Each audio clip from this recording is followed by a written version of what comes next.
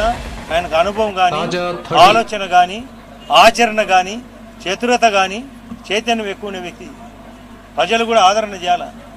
ఇన్ని రకాలుగా మేళవించి చేసే కార్యక్రమం ఉంది.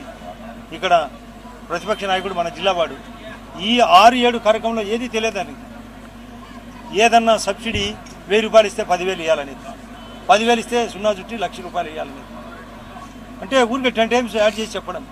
మన బడ్జెట్ 1,56,000 కోట్లు పెంచడం జరిగింది.